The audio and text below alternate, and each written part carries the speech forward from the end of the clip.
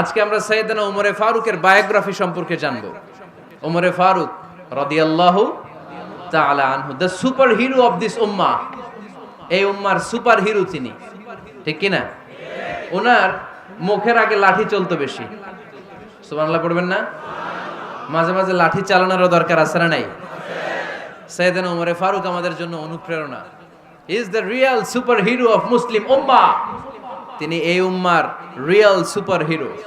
এজন্য ওনার জীবনী থেকে আমরা কিছু শিক্ষা নেওয়ার চেষ্টা করব ইনশাআল্লাহ। পড়েন সাইয়েদনা ওমরে ফারুক কিভাবে ইসলাম ধর্ম গ্রহণ করলেন, কিভাবে বিশ্বনবীর প্রাণের কলিজার টুকরা হলেন, এটা দিয়ে আমরা শুরু করি। আল্লাহ তাআলা সাইয়েদনা ওমরে ফারুকের হৃদয়ের মধ্যে 3টা ধাক্কা মেরেছেন, ইমানের ধাক্কা। আওয়াজ করে বলতে হবে কয়টা? জোরে বলেন তো কয়টা? 3টা ইমানি ধাক্কা। এক হচ্ছে বিশ্বনবীর দোয়ার ধাক্কা।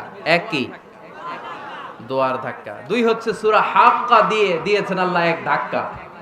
সুবহানাল্লাহ পড়বেন না? 3 হচ্ছে সূরাতু তাহা দিয়ে আল্লাহ দিয়েছেন আরেকটা ধাক্কা। এই 3টা ইমানি ধাক্কা যখন সাইয়েদনা ওমরে ফারুকের হৃদয়ে লাগলো, উনি পড়তে আরম্ভ করেছেন আশহাদু আল্লা ইলাহা ইল্লাল্লাহ ওয়া আশহাদু আন্না মুহাম্মাদান আবদুহু ওয়া রাসূলুহু। চিল্লায়ে পড়েন আল্লাহু আকবার।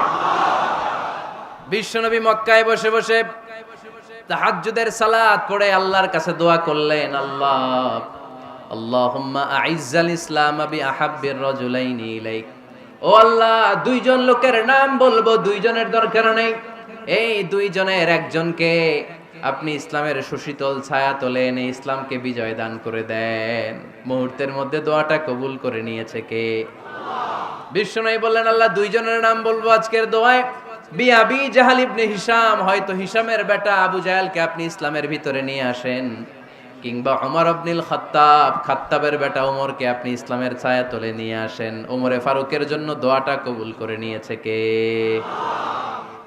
মক্কার যে অবস্থা, আল্লাহর হাবিব সাল্লাল্লাহু আলাইহি ওয়াসাল্লাম বুঝলেন মক্কার এই 2 জনের একজন যদি আমার সাথে না থাকে তাহলে মক্কায় দাওয়াতি কাজ চালিয়ে যাওয়া যাবে। আল্লাহরে বললেন, আল্লাহ বেশি চাই না, এই 2 জনের একজন, হয় আবু জাহেল নয় ওমর, হয় আবু জাহেল নয় ওমর। বিশ্বনবী যখন দোয়া করলেন, এই দোয়ার একটা ইমানি ধাক্কা, নুরানি ধাক্কা সাইয়েদনা ওমরে ফারুকের হৃদয়কে স্পর্শ করে ফেলল। দোয়া ইজ লাইক এ মিসাইল। এই যে আমরা দোয়া করি, এটা মিসাইলের মতো। যুদ্ধে মিসাইল হামলা করে না? মিসাইল হামলা করার পরে এই মিসাইল লক্ষ্য বস্তুতে যে ভেদ করে, ঠিক কিনা? তেমনি দোয়ার মতো যদি আপনি দোয়া করতে পারেন, আপনি যেই জন্য দোয়া করেছেন ঠিক ওই জায়গায় যে আপনার দোয়া স্পর্শ করে। সুবহানাল্লাহ পড়বেন না? বিশ্বনবীর দোয়ার মাধ্যমে প্রথমে সাইয়েদনা ওমরে ফারুকের হৃদয়ে এক ধাক্কা লাগলো। 2 নম্বরে রব্বুল আলামিন সূরাতুল হাক্কা দিয়ে ওমরে ফারুকের হৃদয়ের মধ্যে দিলেন এক ধাক্কা। পড়েন আল্লাহু আকবার। কোরআনের ভেতরে সূরাতুল হাক্কা নামে একটা সূরা আছে না নাই? আল হাক্কাতু মাল হাক্কা ওয়া মা আদরাকা মাল হাক্কা। পড়েন আল্লাহু আকবার।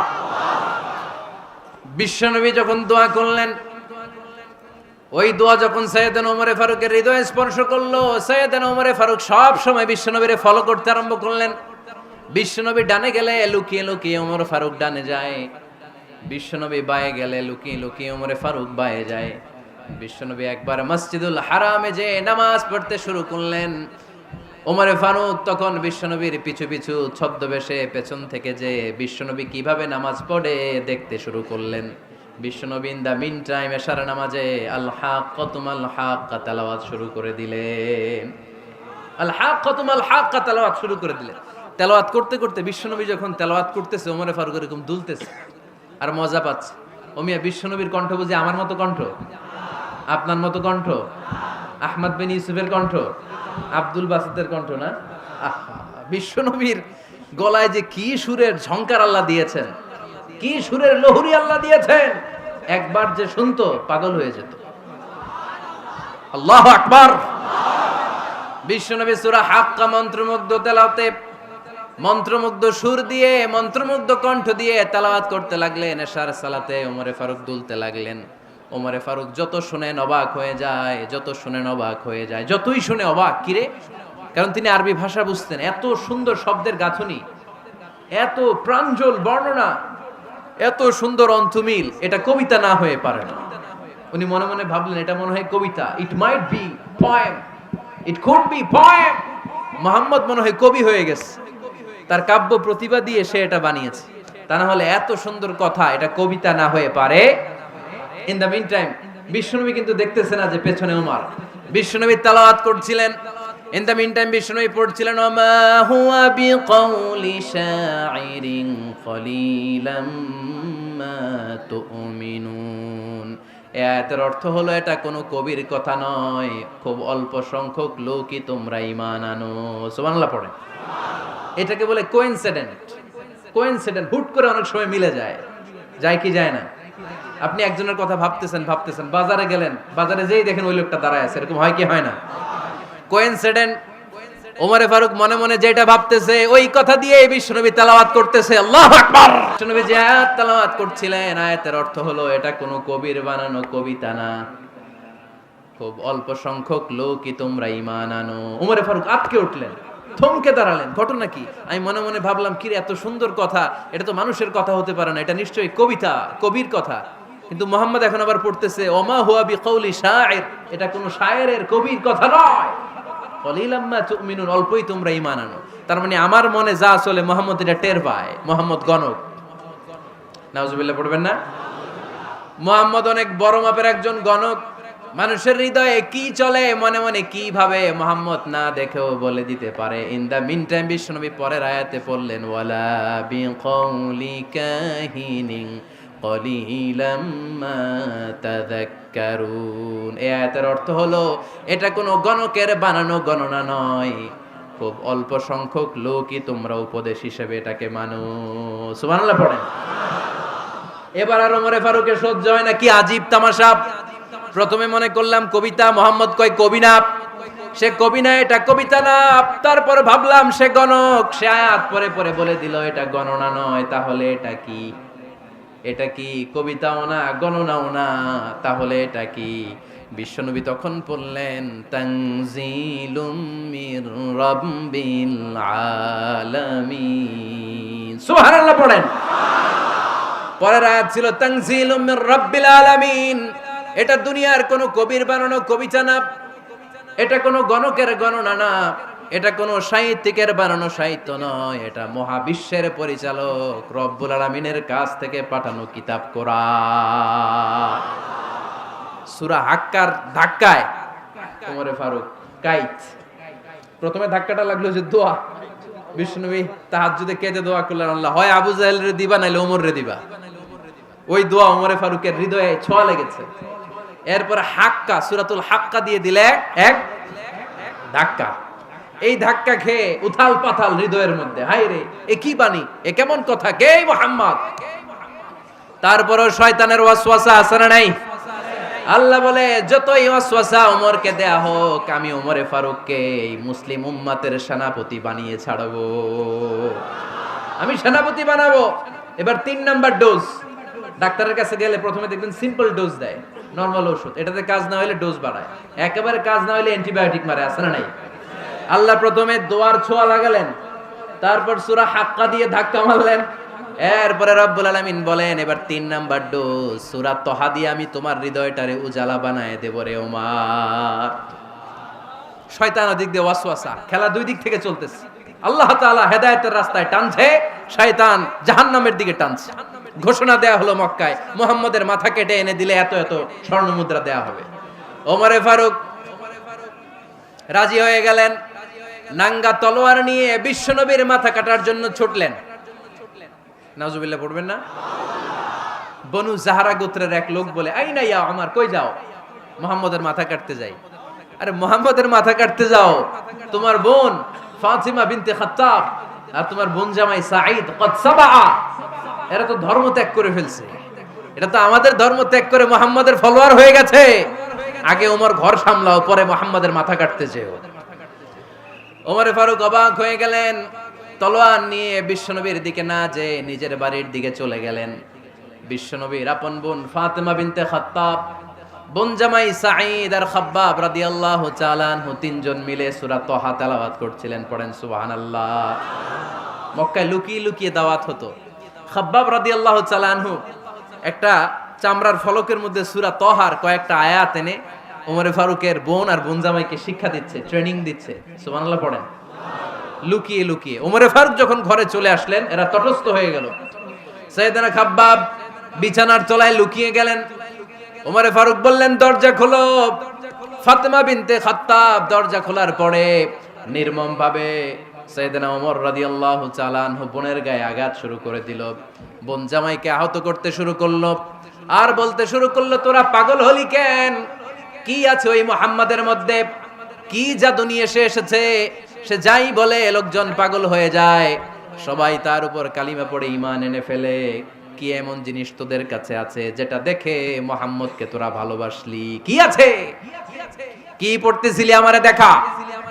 ফাতেমা বলে, ইন্নাকা রিজসুন লা ইয়ামাসসুহু ইল্লাল মুতাহহারুন। ও আমার ভাই ওমর, তুমি নাপাক। তুমি কি? লা ইয়ামাসসুহু ইল্লাল মুতাহহারুন, পবিত্রতা অর্জন না করে এই কোরআন ধরা যায় না। সুবহানাল্লাহ পড়েন। ওমরে ফারুক গোসল করে আসলেন, কারণ ধাক্কা তো আগে কয়েকটা খাইছে। কথা বুঝেন নাই বোধহয়। প্রথমে দোয়ার ধাক্কা, পরে কোন সূরা দিয়ে ধাক্কা? হাক্কা দিয়ে ধাক্কা। 3 নম্বরে এখন আরেকটা ধাক্কা খাবে। গোসল করে আসলেন। ফাতেমা বিনতে খাত্তাব বললেন, গোসল যখন করে এসেছেন, এই নেন। ওমরে ফারুক এবার চামড়ার কাপড়ের মধ্যে সূরা তহার প্রথম আয়াতের দিকে নজর করলেন। নজর করেই কোরআনের প্রেমে পড়ে গেলেন। পড়েন সুবহানাল্লাহ। ওমরে ফারুক পড়তে আরম্ভ করলেন, তহা মা আনজালনা আলাইকাল কুরআনা লিতাশকা ইল্লা তাযকিরাতাল লিমান ইয়াখশা তানজিলাম মিম্মান খালাকাল আরদা ওয়াস সামাওয়াতিল উলা। সুবহানাল্লাহ পড়েন। উনি পড়তে আরম্ভ করলেন, তহা মা আনজালনা আলাইকাল কুরআনা লিতাশকা, এই কোরআনকে আমি তোমাদের হতভাগ্য জাতি হিসেবে দুনিয়ায় থাকার জন্য পাঠাই নাই। এটা রব্বুল আলামিনের পক্ষ থেকে এসেছে। যারা রবকে ভয় করে তাদের জন্য আছে উপদেশ। যিনি আকাশ বানিয়েছেন, জমিন বানিয়েছেন, ওই আল্লাহ তাআলা নিজেই এই কোরআন পাঠিয়েছে। আওয়াজ করে পড়তে হবে, আল্লাহু আকবার। উনি খুব ভালো আরবি জানতেন। সূরা তহা পড়ার পরে আর ধৈর্য ধারণ করতে পারে না। ওমরে ফারুক ছোট্ট বাচ্চার মতো কান্না শুরু করে দিলেন। আল্লাহু আকবার। সূরা তহাটা হাতে নিয়ে, তলোয়ারটা হাতে নিয়ে বিশ্বনবীর দিকে ছুটতে আরম্ভ করলেন। আইনা মুহাম্মদ, কোথায় মুহাম্মদ? তোমরা আমাকে মুহাম্মাদের কাছে নিয়ে চলো। বিশ্বনবী তখন সাফা পাহাড়ের পাদদেশে দারুল আরকাম ইবনে আলকামের ঘরে লুকিয়ে লুকিয়ে কোরআনের দাওয়াত দিতেন। ওমরে ফারুককে পাগলের মতো ছুটে আসতে দেখে বিশ্বনবীর চাচা হামজা ইবনে আব্দুল মুত্তালিব বলল, নবী আপনি পালান। ওই যে খাত্তাবের বেটা ওমর আপনাকে অপমান করার জন্য, আক্রমণ করার জন্য তেড়ে এসেছে। সাহাবীরা বললেন, নবী আপনি পালিয়ে যান, আমরা সামাল দেব। বিশ্বনবী বললেন, না আমি পালাবো না, বরং তোমরা সরে যাও। ওমর ইবনুল খাত্তাবকে আমার দরবার পর্যন্ত আসতে দাও। আমার তো মনে হচ্ছে ওই যে তাহাজ্জুদের নামাজ শেষে চোখের পানি ছেড়ে যে আমি আল্লাহর কাছে দোয়া করেছি, আজকে আমার ওই দোয়াটা কবুল হতে শুরু করেছে। আমার তো মনে হচ্ছে আমার দোয়া কবুল হবে, আসতে দাও। ওমরে ফারুক এসে বললেন, আশহাদু আল্লা ইলাহা ইল্লাল্লাহ ওয়া আশহাদু আন্না মুহাম্মাদান আবদুহু ওয়া রাসূলুহু। আমি সাক্ষ্য দিলাম আল্লাহ ছাড়া কোনো ইলাহ নাই, নিশ্চয় আপনি আল্লাহর প্রেরিত বান্দা এবং রাসূল। পড়েন সুবহানাল্লাহ। ওমরে ফারুক যখন কালিমা শাহাদা পড়ে মুসলমান হয়ে বিশ্বনবীর হাতে হাত রাখলেন, মুসলিম সাহাবীদের মধ্যে খুশি আর আনন্দের বন্যা বয়ে গেল। মুসলিম হাতে গোনা সাহাবারা আল্লাহর প্রশংসা করলেন। বিশ্বনবী সাইয়েদনা ওমরে ফারুককে জড়িয়ে ধরলেন। ওমরে ফারুক এবার বিশ্বনবীরে বললেন, নবী গো, আলাসনা আলাল হক, আমরা কি সত্যের উপরে আছি নাকি আমরা ভুলের উপরে আছি? বিশ্বনবী বললেন, বালা নাহনু আলাল হক, আমরাই সত্যের উপরে আছি। সুবহানাল্লাহ পড়ে। আলাসনা আলাল হক, নবী আমরা কি সত্যের উপরে নাই? হ্যাঁ অবশ্যই ওমর, তুমি সত্যের উপরে আছো। ওমরে ফারুক বললেন, তাহলে ফাফিমাল ইখতিফা, তাহলে লুকায় লুকায় আর দাওয়াত দেব কেন? আমি তো কালিমা পড়ে ফেলছি, আসেন আমার সাথে বের হই। ফাফিমাল ইখতিফা, আর লুকায় লুকায় কেন? আসেন আমরা বাইরে বেরোই। বিশ্বনবী বললেন, ওমর এটা মাক্কি জীবন, এখানে আমরা একটু গোপনে গোপনে দাওয়াত দিতে চাই। ওমরে ফারুক বলে, না, আমার দায়িত্ব, আমি একটা মিছিল দিতে চাই নবী। আল্লাহর নামের তাকবীর দিতে দিতে দারুল আরকাম থেকে শুরু করে মসজিদুল হারাম পর্যন্ত একটা মিছিল দিয়ে আমি মক্কা কাঁপাইয়া দেব। অনুমতি দেন। বিশ্বনবী দিতে চায় না। ওমর ফারুক অনেক বুঝানোর পরে স্বল্প পরিসরের একটা অনুমোদন পাওয়া গেল বিশ্বনবী সাল্লাল্লাহু আলাইহি ওয়াসাল্লামের কাছ থেকে। কিন্তু মিছিল যে দিবে, মিছিলের জন্য লোকের দরকার আছে না নাই? এখানে লোক নাই, আমি একাই মিছিল দিতেছি। এটা জমবে? মিছিল জমবে? খুঁজে উনি 11 জন মুসলিম সাহাবা পেলেন। কয়জন? ওমরে ফারুক বললেন 11 জনই সই। এই 11 জন নিয়েই আমি আল্লাহর নামের তাকবীর দেব। 2 লাইন করলেন। কয় লাইন? 2 লাইন। পেছনে 6 জন, আর এই লাইনের নেতা বানালেন বিশ্বনবীর চাচা হামজাকে রাদিয়াল্লাহু তাআলা আনহু। আর সামনে 5 জন, তার আগে দাঁড়ালেন উনি নিজেই। তাহলে 6 6 12।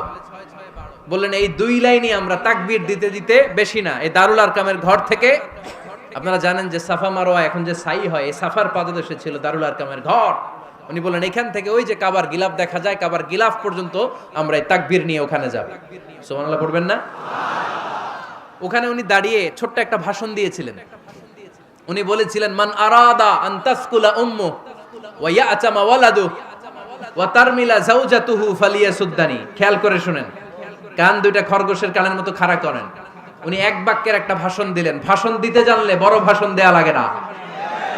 এক বাক্যের ভাষণ দিয়ে গোটা বিশ্বকে ঝাঁকুনি মারা যায়। চিল্লায় বলো ঠিক কিনা? ওমরে ফারুক এক বাক্যের একটা ছোট্ট ভাষণ দিলেন। মান আরাদা আন তাসকুলা উম্মু, কে আছো মায়ের এই মক্কায়, কে আছো মায়ের বুক খালি করতে চাও? ইয়া আচামা ওয়ালাদু, কে আছো বাচ্চাগুলারে, নিজের সন্তানগুলোরে ইয়াতিম বানাতে চাও?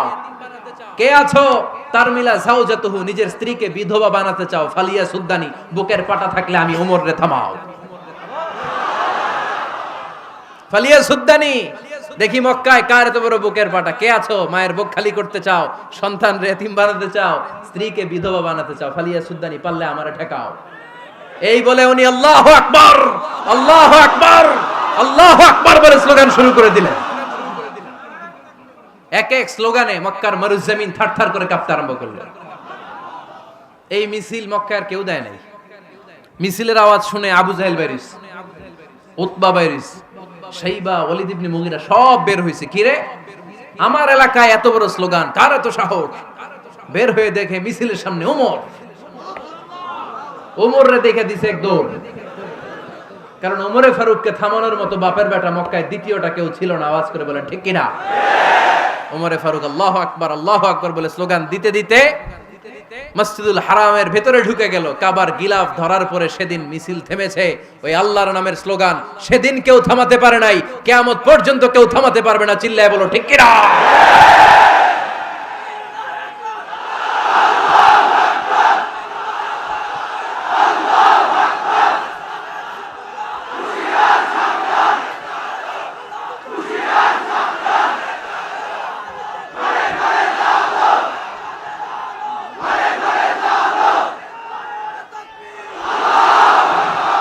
ওই রকম একটা ওমরের দরকার, আমাদের বেশি চাই না। জোরে বলেন ঠিক কিনা? দাও খোদা দাও আমায় আবার ওমর দারাজ দিল, দাও খোদা দাও আমায় আবার ওমর দারাজ দিল, দাও আলীর মতো বীর সেনানি, আলীর মতো বীর সেনানি জাগাতে নিখিল, দাও খোদা দাও আমায় আবার ওমর দারাজ দিল। সুবহানাল্লাহ পড়েন। একটা ওমর লাগবে। চিল্লায় বলেন কয়টা? ওই ওমরের অপেক্ষায় বাংলাদেশ সহ গোটা মুসলিম উম্মাহ, ঠিক কি না? একটা ওমরই যথেষ্ট। আমাদের সেন্ট্রাল লিডারশিপ নাই তো, আমাদেরকে এদিকে লাথি মারলে আমরা ওইদিকে যাই, ওদিক থেকে গুতা মারলে আমরা এদিকে যাই। আমাদের রিপ্রেজেন্টেটিভ, আমাদের প্রতিনিধিত্ব করার মতো কোনো কেন্দ্রীয় লিডারশিপ নেতৃবৃন্দ গোটা বিশ্বে নাই, ঠিক কি না? আমরা সেই ওমরে ফারুকের অপেক্ষায়, আমরা সেই ইমাম আল মাহাদির অপেক্ষায়। এই ওমরে ফারুক আমাদের মডেল। ঠিক কি না? থার্ড ইন পজিশন, এই পুরো উম্মতের মধ্যে ওনার পজিশন নাম্বার 3। 1 নাম্বার পজিশন বিশ্বনবীর, কার? 2 নাম্বার পজিশন কার? আবু বকর। 3 নাম্বার পজিশন কার? ওমরে ফারুকের। বিশ্বনবী বলতেন লা নবিয়্যা বা'দি, লা নবিয়্যা বা'দি, আমার পরে কোনো নবী নাই। ওয়ালা রাসূলা, আমার পরে কোনো রাসূলও নাই। আমার নবীর পরে আর কোনো নবী আছে? আমার নবীর পরে আর কোনো রাসূল আছে? এই যে কাদিয়ানি যে একটা সম্প্রদায় আছে, এরা কি মুসলিম নাকি অমুসলিম? মুসলিম সম্প্রদায়ের সাথে এদের কোনো সম্পর্ক নাই। চিল্লায় বলেন ঠিক কি না? এরা যদি মুসলমান হতে চায়, আমার নবী দ্য লাস্ট মেসেঞ্জার বিশ্বনবীকে খাতামুন নবী হিসেবে সংবাদ সম্মেলন করে গোটা বিশ্বকে জানাই দিতে হবে, তারপরে তাদেরকে আমরা মুসলিম হিসেবে স্বীকৃতি দিব। চিল্লায় বলেন ঠিক কি না? তা না হলে তারা কোন ধর্মের এটাকে জানাই দিতে হবে। No inferiority complex, no identity crisis. Identity ক্রাইসিসে থাকা যাবে না। আপনারা কোন ধর্মের এটা জানাই দেন। আপনারা বিশ্বনবীরও শেষ নবী মানবেন না, আবার মুসলিম বলেও নিজেদেরকে ট্যাগ লাগাতে চাইবেন। সাধারণ মুসলমানরা এটা এই ধোঁকাবাজি মানে না। চিল্লায় বলেন ঠিক কি না? আমার নবীর পরে কোনো নবী নাই, আমার রাসূলের পরে কোনো রাসূল নাই। ঠিক কি না? আল্লাহর হাবিব বলতেন লাউ কানা বা'দি নাবিয়্যুন লাকানা উমর, তবে আমার পরে যদি নবী হওয়ার যোগ্যতা কারো থাকে, আমার ওমরের ওই যোগ্যতা আছে। সুবহানাল্লাহ পড়েন। প্রভু তুমি বলেছো রাসূল দেবে না, বলনি দেবে না ওমর, বলনি দেবে না হামজা তারি, খালিদ বিজয় সমর। প্রভু তুমি বলেছো রাসূল দেবে না, বলনি দেবে না ওমর, বলনি দেবে না হামজা তারি, খালিদ বিজয় সমর। প্রভু তুমি বলেছো রাসূল দেবে না। সুবহানাল্লাহ পড়েন। এজন্য আমরা একটা ওমর চাই। কয়টা? বেশি লাগবে? নেতার মতো নেতা কয়টা লাগে? জোরে বলেন কয়টা? Enough, that's enough. ওমরে ফারুক আওয়ার সুপার হিরো। ওনার সাথে বিশ্বনবী সাল্লাল্লাহু আলাইহি ওয়াসাল্লামের মুসাহারার সম্পর্ক ছিল। ওমরে ফারুক যে বিশ্বনবীর শ্বশুর, এটা অনেকে জানেই না। ওমরে ফারুক রাদিয়াল্লাহু তাআলা আনহু বিশ্বনবীর শ্বশুর ছিলেন। এটা আজকে নতুন শুনছেন। কে কে হাত তোলেন? দেখছেন হুজুর? সঠিক বলছি না আমি? অনেকে আমরা জানি না। মাশাআল্লাহ, জানতে লজ্জা নাই, শিখতে লজ্জা নাই। লজ্জা হচ্ছে অজ্ঞতায় আর মূর্খতায়। ঠিক কি না? আমরা শিখতে রাজি আছি। যে কথা বলে আমরা তার ছাত্র। আমার আগে হুজুর কথা বলতেছিলেন, আমরা ছিলাম ছাত্র। এখন আমি কথা বলতেছি, এখন আমরা সবাই হয়ে গেছি ছাত্র। ঠিক কি না? যিনি বলেন তিনি শিক্ষক, বাকিরা আমরা ছাত্র। ঠিক কি না? 4 খলিফার 2 খলিফা, ইসলামের 4 খলিফার 2 খলিফা বিশ্বনবীর মেয়ের জামাই, আর বাকি 2 খলিফা বিশ্বনবীর শ্বশুর। সুবহানাল্লাহ পড়েন। সাইয়েদনা আলী রাদিয়াল্লাহু তাআলা আনহু, সাইয়েদনা উসমান যুন নূরাইন বিশ্বনবীর মেয়ের জামাই। উসমান রাদিয়াল্লাহু তাআলা আনহুর কাছে বিশ্বনবী 2 মেয়েকে বিয়ে দিয়েছিলেন। একজন মারা যাওয়ার পরে আরেকজন। বিশ্বনবী বলেছেন এরপরে আরেকটা থাকলে ওইটারও বিয়ে দিতাম। সুবহানাল্লাহ পড়বেন না? 2 জন ছিল মেয়ের জামাই আর 2 জন ছিল শ্বশুর। সাইয়েদনা আবু বকর শ্বশুর, বিশ্বনবীর স্ত্রী আম্মাজান আয়েশা রাদিয়াল্লাহু তাআলা আনহার বাবা। বিশ্বনবীর স্ত্রী আম্মাজান হাফসা রাদিয়াল্লাহু তাআলা আনহার বাবা ছিল সাইয়েদনা ওমর ফারুক। চিল্লায় পড়েন আল্লাহু আকবার। জানো তো না পজিশন না? সাইয়্যিদু কুহুলিল জান্নাহ, জান্নাতে যত নারীরা যাবে, নারীদের সর্দারিনী হবে সাইয়্যিদাতুনা ফাতেমা রাদিয়াল্লাহু তাআলা আনহা। এই ফরিদপুরের যত ইয়াং স্টারেরা তোমরা যারা জান্নাতে যাবে, তোমাদের লিডার হবে সাইয়েদনা হাসান আর হুসাইন রাদিয়াল্লাহু তাআলা আনহুমা। আর বয়স্ক মুরব্বীরা যারা জান্নাতে ঢুকবেন, আপনাদের লিডার হবে সাইয়েদনা আবু বকর আর সাইয়েদনা ওমর ফারুক রাদিয়াল্লাহু তাআলা আনহু। সুবহানাল্লাহ পড়তে পারলেন না? ওমর ফারুক এটা সাধারণ কোনো ক্যারেক্টারিস্টিক্স নয়। ওনাকে আল্লাহ তাআলা নলেজও দিয়েছেন, আবার দিনদারিও দিয়েছেন। আমার দিনী ভাইয়েরা খেয়াল রাখবেন, কোন আলেমের মধ্যে বা কোন নেতার মধ্যে যদি এই দুইটার সমন্বয় আপনি পান, যে তার জ্ঞানও আছে আবার দিনদারিও আছে, he belongs the knowledge and he belongs the তাকওয়া, সে গোটা বিশ্বকে জয় করে ফেলবে। ঠিক কি না? যার মধ্যে জ্ঞান আছে, যার মধ্যে তাকওয়া আছে, তারে কেউ থামায় রাখতে পারে? ওমরে ফারুককে এই 2 নেয়ামত দিয়ে ধন্য করেছে কে? সহিহ বুখারীর বর্ণনা, বিশ্বনবী সাহাবীদের সামনে একটা স্বপ্নের কথা বলছেন। বিশ্বনবী বললেন, আমি স্বপ্নে দেখলাম আমার আঙ্গুলের ফাঁকা থেকে দুধ বের হচ্ছে, আমি তৃপ্তি সহকারে দুধ খেলাম। খাওয়ার পরে দেখলাম আঙ্গুলের মধ্যে একটু দুধ লেগে আছে। আমার আঙ্গুলে অতিরিক্ত লেগে থাকা দুধটা আমি ওমরে ফারুকের মুখের মধ্যে লাগিয়ে দিলাম। সাহাবারা বললেন, ইয়া রাসূলুল্লাহ, ইয়া হাবিবাল্লাহ, মাযা আওয়ালতা বিহি, এই স্বপ্নের আপনি কি ব্যাখ্যা করলেন, আমরা তো বুঝলাম না। বিশ্বনবী বললেন, আওয়ালতু বিহি আল ইলম, আমি এই দুধ দিয়ে জ্ঞানের ব্যাখ্যা করেছি, কারণ ওমরকে আল্লাহ যেই জ্ঞান দিয়েছে গোটা বিশ্বের কাউকে এত জ্ঞান দেয় না। এজন্য স্বপ্নে যদি কেউ দেখেন যে আপনি দুধ খাচ্ছেন, তার মানে আল্লাহ তাআলা আপনার জ্ঞান বাড়ায় দিবে। ওমরে ফারুককে দুধ খেয়ে অতিরিক্ত দুধের অংশটা বিশ্বনবী আবু বকর রাদিয়াল্লাহু তাআলা আনহুর মুখে দেন নাই, সাইয়েদনা উসমানের মুখে দেন নাই, আলী রাদিয়াল্লাহু তাআলা আনহুর মুখে দেন নাই। স্বপ্নে ওই অতিরিক্ত লেগে থাকা দুধটা বিশ্বনবী ওমরে ফারুকের ঠোঁটের মধ্যে লাগিয়ে দিয়েছেন। এই হাদিস থেকে প্রমাণ হয় আল্লাহ তাআলা জ্ঞানের নেয়ামতে সাইয়েদনা ওমরে ফারুককে ধন্য করেছেন। আবার বুখারীর বর্ণনা, বিশ্বনবী সাল্লাল্লাহু আলাইহি ওয়াসাল্লাম আরেকটা স্বপ্নের বর্ণনা দিচ্ছেন। তিনি বললেন, তোমাদের সবাইকে স্বপ্নে আমার সামনে দাঁড় করানো হলো। আমি দেখলাম তোমাদের কারো জুব্বা নাভি পর্যন্ত, কারো জুব্বা হাঁটু পর্যন্ত, কারো জুব্বা টাকনু পর্যন্ত।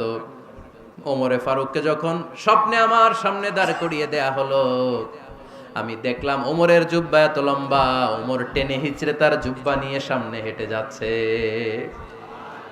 সাহাবারা বললেন, ফামাযা আওয়ালতা বিহি ইয়া রাসূলুল্লাহ, ও আল্লাহর রাসূল, এই স্বপ্ন দিয়ে আপনি কি বোঝাতে চাইলেন, আমরা কিছু বুঝলাম না।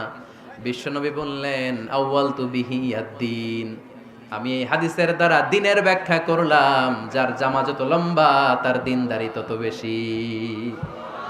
সুবহানাল্লাহ, আসতে পড়েন।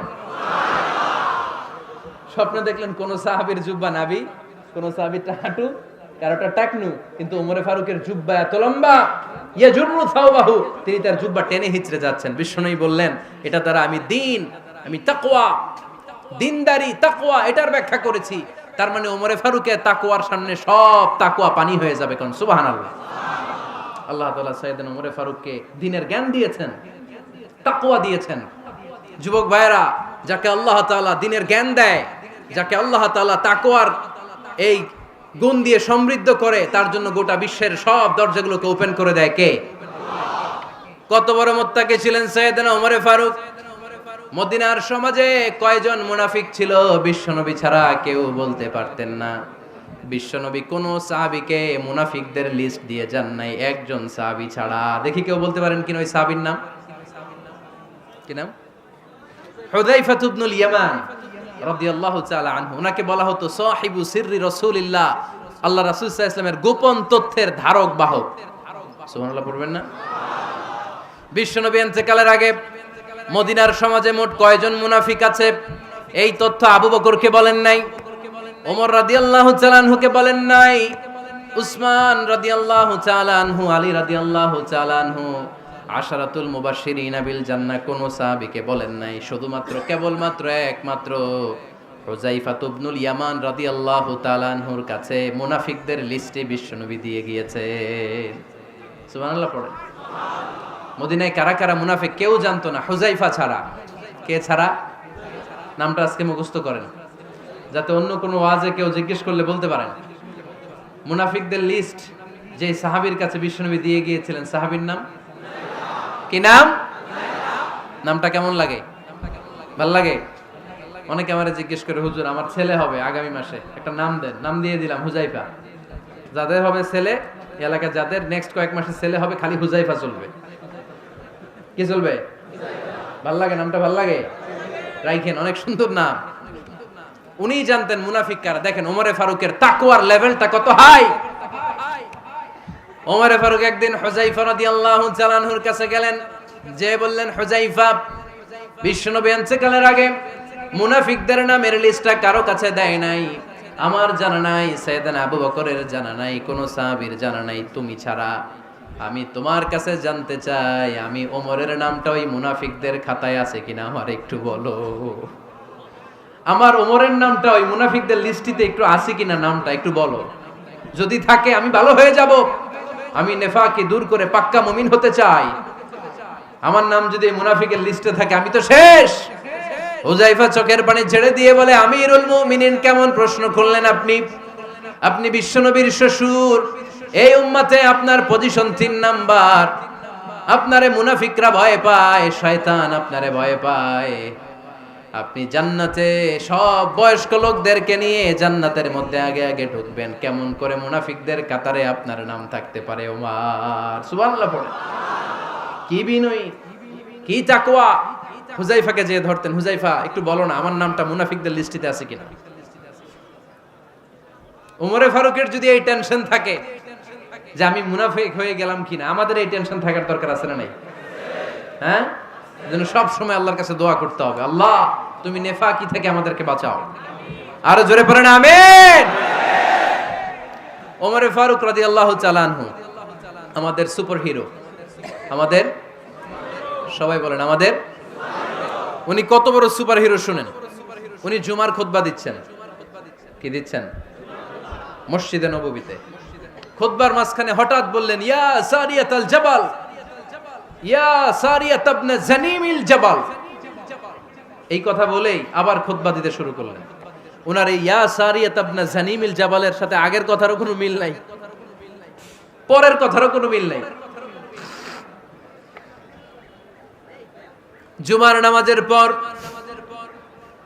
মুসল্লি সাহাবারা ধরলেন, বললেন, ইয়া আমিরাল মুমিনিন। খুতবার মাঝখানে হঠাৎ করে ইয়া সারিয়াত ইবনে জালিমিল জাবাল বলে আপনি চিৎকার করলেন কেন? আপনার এই বাক্যের সাথে আপনার খুতবার আগের বাক্যের কোনো মিল নাই, আপনার খুতবার পরের বাক্যেরও কোনো মিল নাই। এই কথা আপনি কারে বললেন, কারে উদ্দেশ্য করে বললেন? এই কথার তাৎপর্য কি আমাদেরকে বুঝিয়ে বলেন। ওমরে ফারুক বললেন, আমি যখন খুতবা দিচ্ছি আমি দেখতে পেলাম ওই যে কয়েক মাস আগে আমি আমার মুসলিম সেনাবাহিনী পারস্যে আক্রমণের জন্য পাঠিয়েছি, বর্তমান ইরানের ওই বিশাল এলাকাতে পারস্যে আমি আমার ব্যাটালিয়ন পাঠিয়েছি। আমি হঠাৎ করে দেখতে পেলাম আমার মুসলিম বাহিনীর সেনাপতি যুদ্ধের এক পর্যায়ে তার ডানে আছে উপত্যকা, বায়ে আছে পাহাড়, সে পাহাড়ি রাস্তা ছেড়ে দিয়ে উপত্যকার দিকে যেতে শুরু করেছে। আমি দেখতে পেলাম আমার মুসলিম বাহিনী যদি উপত্যকার দিকে ছুটে বেড়ায়, কাফির মুশরিকরা আমার মুসলিম বাহিনীকে কচুকাটা করে ফেলবে। তাই আমি এখান থেকে তাদেরকে কমান্ড দিয়ে বলেছি, ইয়া সারিয়াতাল জাবাল, উপত্যকার দিকে নয় পাহাড়ের দিকে যাও, তাহলেই তোমাদের বিজয় নিশ্চিত হয়ে যাবে। উপত্যকার দিকে যেও না, ইলাল জাবাল, ইলা সারিয়াতিল জাবাল, পাহাড়ের দিকে ছোট। সাহাবারা অবাক, ঘটনা কি? উনি বসে আছেন মদিনায় মসজিদে নববীর মিম্বারে দাঁড়িয়ে, উনি যদি ইয়া সারিয়াতাল জাবাল বলে এটা কি ইরানে যাবে নাকি? ও মিয়া, তখনকার সময়ে বর্তমানের মতো মোবাইল ছিল নাকি, ইন্টারনেট ছিল নাকি, কিছু ছিল? খালি মুখে আমি যদি বলি ইয়া সারিয়াতাল জাবাল, এটা ইরানে যাবে, ইন্ডিয়া যাবে, ঢাকায় তো যাবে না, ফরিদপুর শহরেই তো বসবে না, ঠিক কিনা? কিন্তু এটা আমিরুল মুমিনিন বিশ্বাসী সাহাবারা বিশ্বাস করে নিল। কিছু মুনাফিক ছিল, এরা কয় না ঝামেলাস, এটা তো সম্ভব না। এক কাজ করি, এই সেনাপতি যখন বিজয়ী বেশে মদিনায় ফিরে আসবে আর আমরা ধরবো। এরা দিন গুনতে লাগলো, এই সেনাপতি মুসলিম বাহিনী নিয়ে পারস্য জয় করে কবে ফিরে আসবে। এই মুনাফিকের দলগুলো কখনো সেনাবাহিনীকে অভ্যর্থনা জানাতে যেত না, কিন্তু এইবার সবার আগে মদিনার উপকণ্ঠে যে সেনাপতিদেরকে অভ্যর্থনা জানানোর জন্য ফুল নিয়ে রেডি, ফুল নিয়ে দাঁড়ায়। সেনাপতি ঢুকার সাথে সাথে ধরছে, এই সেনাপতি কোত্থেকে আসছে? কয় পারস্য জয় করে আসছি। কয় এমন এমন দিন, জুমার দিন দুপুর বেলা যুদ্ধের মাঝখানে আমিরুল মুমিনিনের কণ্ঠের কোন কথাবার্তা শুনছো নাকি? সেনাপতি অবাক, কয় তোমরা জানলা কেমনে? শুনছি তো। সুবহানাল্লাহ পড়বেন না? আমরা যুদ্ধে একটা ভয়ঙ্কর অবস্থার মধ্যে ছিলাম, পেছন থেকে শত্রু আমাদেরকে আক্রমণ করতে শুরু করে দিল। ডানে যাব না বায়ে যাব, সামনে যাব নাকি পেছনে যাব, রাস্তা খুঁজে পাচ্ছি না। ডান দিকে ছিল আমাদের উপত্যকার রাস্তা, বাঁ দিকে ছিল পাহাড়ি পথ। আমরা সোজা পথ হবে মনে করে উপত্যকার দিকে ছুটতে আরম্ভ করলাম। হঠাৎ করে আমিরুল মুমিনিনের কণ্ঠ বজ্র কণ্ঠে আমার কানের মধ্যে ভেসে আসলো, আমার মনে হলো আমিরুল মুমিনিন কেমন যেন আমাকে কমান্ড দিচ্ছেন আর বলছেন, ইয়া সারিয়াতাল জাবাল, ডান দিকে উপত্যকার পথে নয়, তাড়াতাড়ি পাহাড়ের দিকে সৈন্যবাহিনী নিয়ে উঠে যা। পাহাড়ের দিকে, ডানে না। This is wrong track and this is the right track. ওই দিন যদি ওমরে ফারুকের ওই গাইডলাইন, আমিরুল মুমিনিনের কমান্ড যদি আমি না শুনতাম, আজকে বিজয়ের বেশে ফিরতেও পারতাম না, আমাদের চেহারাও তোমরা দেখতে পেতে না। ওমরে ফারুকের ওই কমান্ড, ওই গাইডলাইন অদৃশ্য থেকে শোনার কারণে ওই পারস্যের মধ্যে আমাদেরকে সেই যুদ্ধে বিজয় দান করেছে কে? দিস ইজ ওমরে ফারুক, দিস ইজ ওমরে ফারুক। বিশ্বনবী বলছেন, ওমর, মা লাকিয়াকা শাইতানু সালিকান ফাজ্জান ইল্লা সালাকা ফাজ্জান গায়রা ফাজ্জিক। ওমর, শয়তান ইবলিস যদি তোমারে কোনো রাস্তা দিয়ে হাঁটতে দেখে, শয়তান ওই রাস্তা রেখে দিয়ে অন্য রাস্তা দিয়ে হাঁটে। সুবহানাল্লাহ বাড়িতে যায় বললেন। কে বলতেছে? বিশ্বনবী। কার ব্যাপারে? ওমরে ফারুকের ব্যাপারে। শয়তান যদি দেখে যে ওমরে ফারুক এই রাস্তা দিয়ে হাঁটতেছে, শয়তান ওই রাস্তা রেখে দিয়ে অন্য রাস্তা দিয়ে হাঁটে। সুবহানাল্লাহ পড়েন। রাত্রিবেলা আমরা আমাদের বাচ্চা ছেলে মেয়েদেরকে যখন খাওয়াই, বাচ্চারা খেতে চায় না, এরকম হয় আপনাদের ফরিদপুর এলাকায়? হ্যাঁ, এই এলাকায় হয় নাকি? খেতে চায় না বাচ্চারা, এই চকলেট দেখায়া, এই মিনা কার্টুন দেখায়া, এইটা সেইটা, এগুলো সেগুলো বলে, গল্প টল্প বলে ভুলায়া খাওয়ানো লাগে, তাই না? তারপরও খায় না। আমারও ছোট মেয়ে আছে, খেতে চায় না, এইটা সেইটা এমনি সেমনি খাওয়ানো লাগে। তো শেষে না পেরে মা বাবা বলতে বাধ্য হয়, ওই যে ভূত আসতেছে, ভূত, তাড়াতাড়ি তাড়াতাড়ি খাও, নাহলে যে ভূত ধরবে তোমারে। ওই যে বাঘ আসতেছে, বাঘ, তাড়াতাড়ি খাইলে নাহলে বাঘে কামড়াবে। বলি না আমরা? আপনারা কি বলেন? ভূত। আর কি বলেন? হ্যাঁ হ্যাঁ, আচ্ছা, এক এক জায়গায় এক একটা আমরা বলি, ভূত আসবে, বাঘ খাবে, ভাল্লুক খাবে, তাড়াতাড়ি খাও। মদিনাতে যখন ওমরে ফারুক আমিরুল মুমিনিন, মদিনার মায়েরাও বাচ্চাদেরকে খাওয়াতে পারতো না, ছোট্ট মেয়েদেরকে খাওয়াতে পারতো না, খাওয়া নিয়ে যন্ত্রণা করতো। বাচ্চারা যখন মদিনায় খেতে চাইতো না রাত্রি বেলায়, মদিনার মায়েরা বলতো, তাড়াতাড়ি খাও, হা হুয়া ইয়াতি উমর, হা হুয়া ইয়াতি উমর, তাড়াতাড়ি খা, নাইলে ওই যে ওমর আসতেছে, Omar. This is our super hero সাইয়েদনা ওমর ফারুক রাদিয়াল্লাহু তাআলা আনহু। শুধু শয়তানি ভয় পেত না, মুনাফিকরাও ভয় পাইতো, জমের মতো ভয়। শুধু তাই না, আমাদের আম্মাজান বিষ্ণু ইসা ইসলামের স্ত্রীরাও ওমরে ফারুককে ভয় পেতেন। সুবহানাল্লাহ কইবেন না? মাঝে মাঝে বিষ্ণু ইসা ইসলামের সাথে আম্মাজান আয়েশার ঝগড়া হতো, হতো না? আপনাদের ফ্যামিলিতে ঝগড়া হয়? হয় না? হয় না? কার কার দেখি? ওরে আল্লাহ, অনেক আল্লাহর ওলি আছে তো এই জায়গায়। ঝগড়া হয় না? কি কথা কয়, ঝগড়া হয় না বলে? বিশ্বনবীর ফ্যামিলিতে ঝগড়া হয়, আপনার ফ্যামিলিতে হয় না? মিষ্টি ঝগড়া।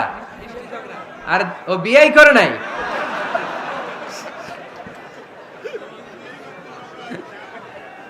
ঝগড়া তো হবেই, দাম্পত্য জীবনের মজাটাই তো এখানে। কখনো ঝগড়া, কখনো আনন্দ, একটু বৃষ্টি, একটু রোদ, একটু হাসি, একটু কান্না, ভালো লাগা, ভালোবাসা শেয়ার করে নেয়া, মিলেমিশে একাকার হয়ে যাওয়া, ঠিক কিনা? তো আল্লাহর হাবিব সাল্লাল্লাহু আলাইহি ইসলামের সাথে আম্মাজান আয়েশার ঝগড়া হতো। তো একদিন ঝগড়া হয়ে দুইজন রেগে আছে।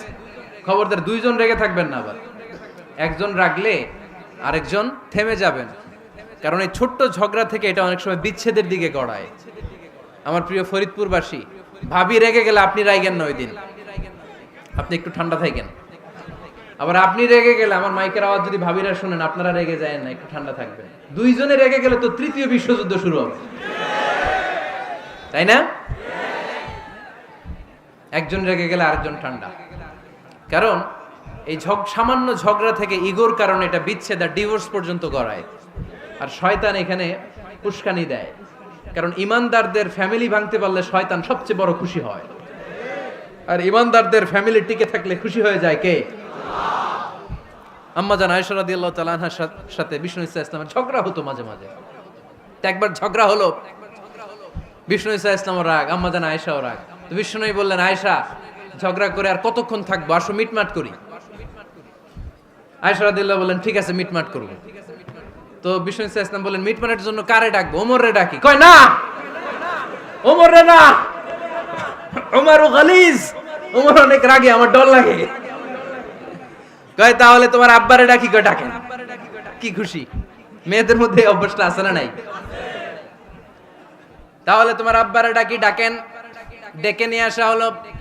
আবু বকর রাদিয়াল্লাহু তাআলা আনহু দাঁড়ালেন, আম্মা জান আয়েশা দাঁড়ালেন, বিশ্বনবীও দাঁড়ালেন। বিশ্বনবী বললেন, আয়েশা তোমার আব্বা আসছে, এবার ঘটনা খুলে বলার পালা, তুমি বলবা নাকি আমি বলবো? আম্মা জান আয়েশা বললেন, আপনি বলেন, তবে ওয়ালা তাকুল ইল্লা হাক্কান, যেটা ঘটছে ওইটাই বললেন, মিথ্যা কথা কইেন না। আবু বকর রাদিয়াল্লাহু তাআলা আনহু রেগে মেগে আগুন, কি এই কথা তুমি কেমন করে বলো? বিশ্বনবী কি মিথ্যা কথা কখনো বলবে? রেগে মেগে দিলেন মেয়ের গালে এক চড়। বানিয়ে বলতেছি না, মুসনাদ আহমদ ইবনে হাম্বলের হাদিস। বাবার হাতের থাপ্পড়কে আম্মা জান আয়েশা উল্টে বললেন। সাইয়েদনা আবু বকর রাগে গড়গড় করছেন, আবার মারার জন্য তেড়ে গেলেন।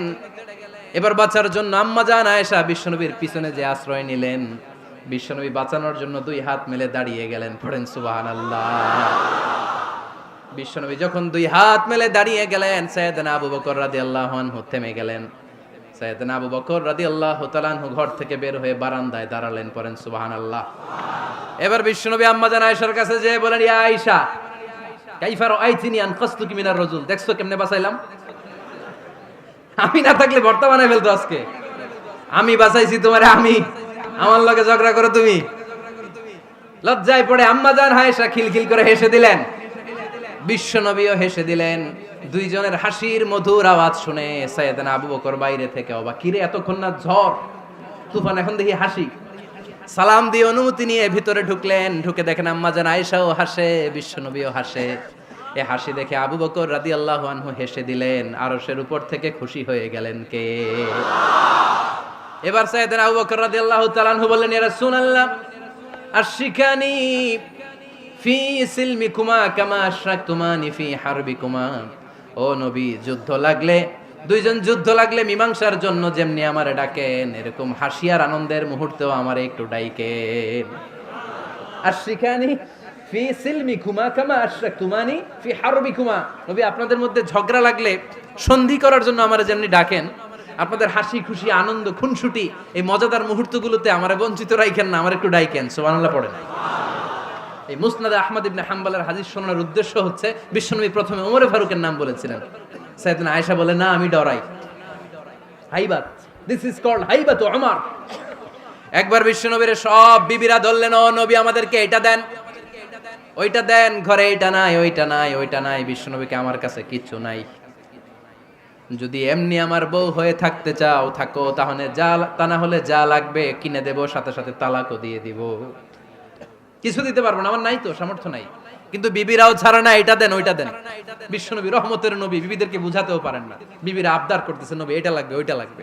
ইন দ্য মিন টাইম বিশ্বনবী একজনের সালাম শুনতে পেলেন। কে যেন দরজায় দাঁড়িয়ে বলতেছে, আসসালামু আলাইকুম। বিশ্বনবী দরজার দিকে তাকালেন, তাকিয়ে বললেন, ওয়া আলাইকুমুস সালাম।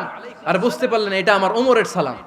সালাম দেওয়ার পরে বিবিদের দিকে তাকায় দেখে একজন বিবিও নাই, সব অন্দরমহলের ভিতরে দৌড়। সুবহানাল্লাহ পড়তে পারলেন না? This is our super hero Omar. এরকম ওমর একটা লাগবে, চিল্লায় বলেন কয়টা? একটা ওমর গোটা বিশ্বকে সোজা করে দিবে। একটা ওমর সবল আর দুর্বলের সব পার্থক্য দূর করে দিবে। মাজলুমের উপর জালিমের অত্যাচারের অবসান ঘটায় দিবে। গোটা বিশ্বটাকে সাম্য, মৈত্রী, ভালোবাসার ইনসাফ দিয়ে পরিপূর্ণ করে দিবে। সেই ওমরের অপেক্ষায় আমরা। নিজের ছেলেকে 80টা বেত মেরেছেন। কয়টা? 80টা বেত মেরেছে। এই ব্যাপারে অনেকগুলো বর্ণনা পাওয়া যায়। সবচেয়ে সহিহ বর্ণনা হচ্ছে মুয়াত্তা ইমাম মালিকের বর্ণনা। ওমরে ফারুক রাদিয়াল্লাহু তাআলা আনহুর ছেলে আব্দুর রহমান মারুফুন বিআবি শাহমা ছিলেন মিশরে। ওখানে নাবিজ খেয়েছিলেন। নাবিজ হচ্ছে আরব দেশের লোকেরা দুধের মধ্যে শক্ত খুরমা রাত্রেবেলা ঢেলে দিত। ঢেলে দিলে সারা রাত ওই খুরমার রসটা দুধের সাথে মিশে দুধটা লাল হয়ে যেত। এটারে সকালবেলা খেত, খুব সুস্বাদু। এটাকে বলে নাবিজ। কিন্তু এটা রাতে ভিজাইলে সকালেই খাইতে হয়, রেখে দিলে আবার একটু সমস্যা হয়। এটা অনেকটা তারির মতো হয়ে যায়, মাতলামি চলে আসে। তো ওমরে ফারুকের ছেলে নাবিজ খেয়েছেন, মদ খাননি, নাবিজ। কিন্তু নাবিজ খাওয়াতে সাকরান চলে এসেছে। সাকরান চলে আসাতে এটা যখন প্রমাণিত হয়েছে, আমর ইবনে আল আস রাদিয়াল্লাহু তাআলা আনহু নাকি 80 বেত মেরেছেন মিশরে। কয় বেত? নিয়ম হচ্ছে সবার সামনে, কিন্তু সবার সামনে না মেরে একটু গোপনে মেরেছে। এই তথ্য যখন ওমরে ফারুকের কাছে এসেছে, উনি বললেন না, মারতে হবে সবার সামনে, আলাদা মাল্লা কেন? ও মদিনায় ফিরে আসলে আমি আবার 80টা মারব। মদিনায় ফিরে আসার পরে সাইয়েদনা ওমরে ফারুক ওই আগের 80টারে আর ধরেন নাই, নিজ হাতে আবার 80টা বেত মেরেছেন। এই বেত মারার 1 মাস পরে এই আবু শাহমা ইন্তেকাল করেছে। অনেক ঐতিহাসিক বলে এই বেতের আঘাতে মরেছে, কেউ কেউ বলেছে নিজের রোগের কারণে মরেছে। কিন্তু দিস ইজ দ্য ইনসাফ সিস্টেম অফ উমর। নিজের ছেলে বলে ছেড়ে দেয় নাই। এখন নিজের ছেলে হইলে 7 খুন মাফ, নেতার ছেলে হইলে 10 খুন মাফ, এলাকার মোড়লের ছেলে হইলে 10 খুন মাফ। নো পার্সিয়ালিটি ইন ইসলাম। ইসলামে পার্সিয়ালিটি নাই। আপনি নেতার ছেলে হন, আপনি বিজনেস ম্যাগনেটের ছেলে হন, আপনি যেই হন না কেন, ইসলামের দৃষ্টিতে সবাই সমান। চিল্লায় বলেন ঠিক কি না? বানু মখজুমিয়া গোত্রের এক নারী চুরিতে ধরা পড়ল। সাহাবারা বললেন, নবী মদিনার সবচেয়ে ভেরি প্রেস্টিজিয়াস এন্ড ডিগনিফাইড ফ্যামিলির মেয়ে, আপনি হাত কাটেন না, কারণ ইসলামের নিয়ম চুরি করলে কি কেটে দাও। বিশ্বনবী বললেন, বলো কি? হাত না কাটার জন্য তোমরা আমাকে রেকমেন্ড করছো? এটা আল্লাহর আইন, পৃথিবীর কেউ রেকমেন্ড করলো শোনার ক্ষমতা আমার নাই, কারণ আইনটা দিয়েছে কে? লাউ কানাত ফাতিমাতু বিনতি মুহাম্মাদিন সারাকাত লাকাতা মুহাম্মাদুন ইয়াদাহা। আরে বনু মাকসুমিয়া মেয়ে তো দূরের কথা, আমার কলিজার টুকরা ফাতেমাও যদি আজ চুরিতে ধরা পড়তো, তার হাত কেটে দিতে আমি 1 মিনিটও দেরি করতাম না। দিস ইজ ইসলাম।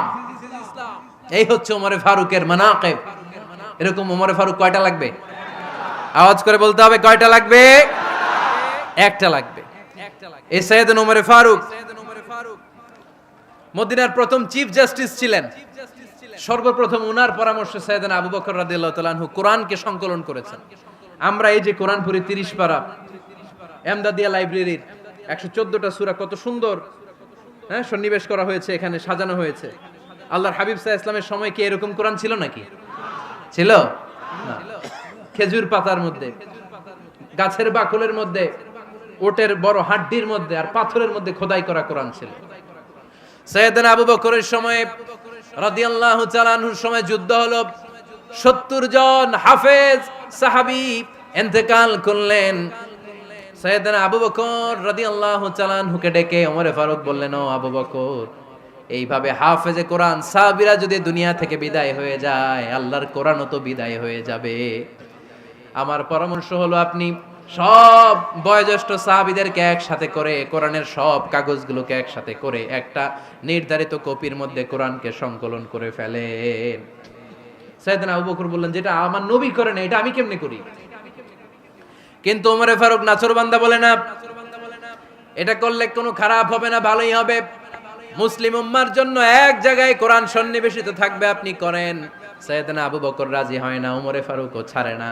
ওমরে ফারুক বলতে বলতে বলতে বলতে এমন ভাবে সাইয়েদনা আবু বকর রাদিয়াল্লাহু তাআলা আনহুকে ধরলেন, সব শেষে সাইয়েদনা আবু বকর ওমরে ফারুকের কথায় কোরআন সংকলনে রাজি হয়ে গেলেন। পড়েন সুবহানাল্লাহ। উনি বললেন, ওমর যখন আমাকে বারবার বুঝাতে লাগলো, আল্লাহ তাআলা আমার হৃদয়টা ওমরের কথা শোনার জন্য খুলে দিলেন। আল্লাহ তাআলা কেমন যেন আমাকে ইলহাম করলেন, আবু বকর করো, এই কাজের মধ্য দিয়ে আমি আমার কোরআনকে গোটা বিশ্বে জীবিত রেখে দেব। This is Umar. এই যে আমরা হিজরি সনের যে আমরা গণনা করি, এই হিজরি সনের প্রবর্তক হচ্ছে সাইয়েদনা ওমরে ফারুক। সুবহানাল্লাহ নাই? আপনাদের মনোযোগ আছে না গেছে? কই ঘুমায় গেলেন মনে হয়? তাকবীর দেন তো একজন আওয়াজ করে।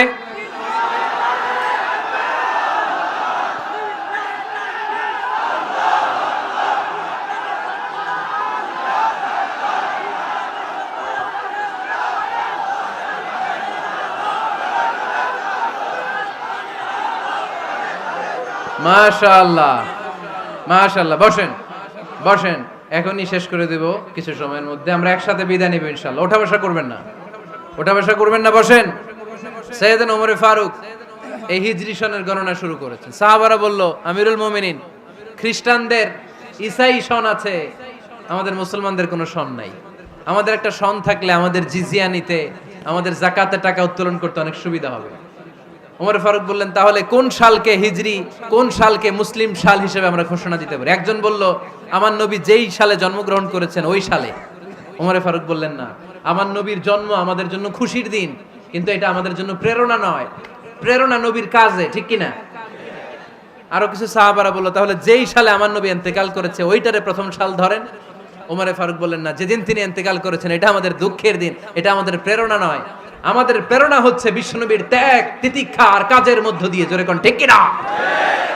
ওমরে ফারুক বললেন, যেদিন বিশ্বনবী ইসলাম রক্ষায় নিজের মাতৃভূমি ছেড়ে মক্কা থেকে মদিনায় গিয়েছেন, ওই দিনটাকে হিজরি প্রথম দিন ধরে আমরা হিজরি সাল গণনা করে শুরু করে দেব। ওইটাই হচ্ছে হিজরি সন। সেখান থেকে হিজরি সনের প্রবর্তন করেছেন সাইয়েদনা ওমরে ফারুক রাদিয়াল্লাহু তাআলা আনহু।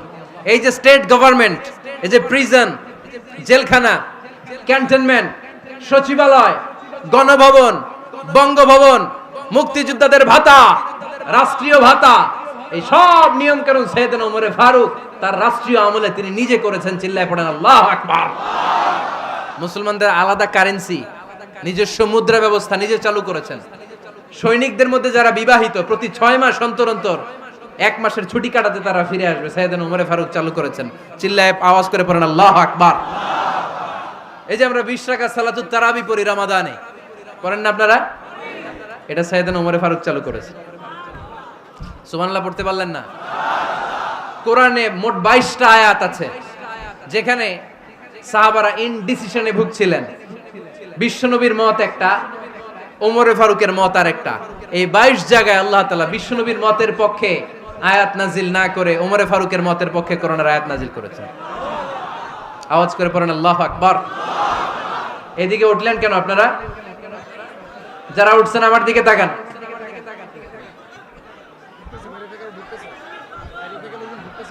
কিছু ভিতরে ঢুকতেছে, কিছু বাইরে দিছে না?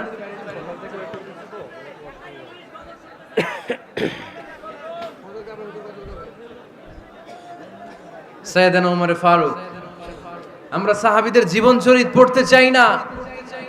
কত যে অনুপ্রেরণামূলক দৃষ্টান্ত সাইয়েদনা ওমরে ফারুক আমাদের জন্য রেখে গিয়েছেন।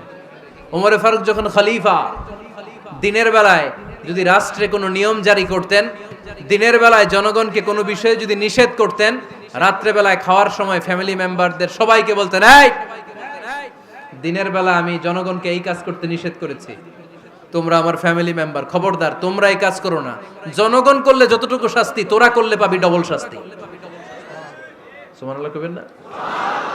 আমাদের নেতারা ওই বাড়ির বিচার করে, ওই বাড়ির মাইয়ার বিচার, ওই বাড়ির পোলার বিচার। নিজের পোলা গাঞ্জা টানে, আছে না নাই? নিজের মেয়ে অপরাধ করে, আছে না নাই? কি নেতা ছিলেন ওমরে ফারুক! আগে নিজের ঘর সামলিয়েছেন, আগে নিজেকে সামলিয়েছেন, নিজের ঘর ঠিক করেছেন। বলেছেন জনগণ করলে যত বেদ, তোরা করলে double Veda. This is call leader, ঠিক কি না? এক বাবা এসে বললেন, ওমরে ফারুক আমার ছেলে কথা শোনে না, বেয়াদব। ওমরে ফারুক ছেলেরে ডাকলেন, বাবা তুমি তোমার আব্বাজানের কথা শোনো না, এটা তো কবিরা গুনাহ। ছেলে বলে, ওমরে ফারুক সব দায়িত্ব আল্লাহ ছেলে মেয়েদেরকে দিয়েছে, বাবা মাকে কোনো দায়িত্ব দেয় নাই। ওমরে ফারুক বললেন, অবশ্যই দায়িত্ব দিয়েছে। তাহলে বলেন আমার বাবার দায়িত্ব কি? উনি বললেন, প্রাইমারিলি প্রথমত 3 দায়িত্ব। আইয়ান তাকিয়া উম্মা, পৃথিবীর প্রতিটি বাবার উচিত ছেলেদের মেয়েদের জন্য ভালো মায়ের ব্যবস্থা করা। 2 নম্বরে আইয়ুহসিনা ইসমা, সুন্দর তার একটা নাম রেখে দেয়া। 3 নাম্বার ইউআল্লিমাহুল কিতাব, তার আল্লাহর কিতাব শিক্ষা দেওয়া। এবার ছেলেকে আমার আব্বা 3টার একটাও করে নাই। এবার ওমরে ফারুক রেগে গেলেন, বাবার কাঁধে ধরলেন, বললেন তুই ছেলের জন্য বিচার নিয়ে আসলি, তোর 3টা দায়িত্বের একটাও তুই পালন করিস নাই। ছেলে বলে, আমিরুল মুমিনিন, আমার মা নর্তকী, আমার মা মাজুসি, আমার মায়ের মধ্যে কোনো আদব কাদব নাই, সুন্দরী দেখে আমার মারে বাবা বিয়ে করছে, আমার মায়ের কাছ থেকে জীবনে কিছু শিখি নাই। 2 নাম্বার সাম্মানি খানফাসা, আমার বাবা আমার নাম রেখেছে চামচিকা। কি নাম রাখছে? এটা নাম হইলো একটা, এরকম উল্টাপাল্টা নাম আছে না নাই? না, এগুলো রাখবেন না।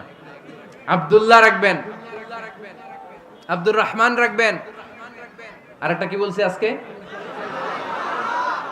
হুযায়ফা রেখে দিয়েন, পারবেন?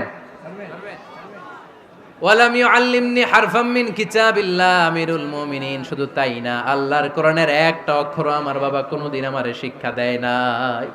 ওমর ফারুক রেগে গেলেন, এবার বাপের কান্দে ধইরা মারতে শুরু করলেন। তুই পোলার নামে বিচার নিয়ে আইছিস, তোরে মাইর দিমু আগে।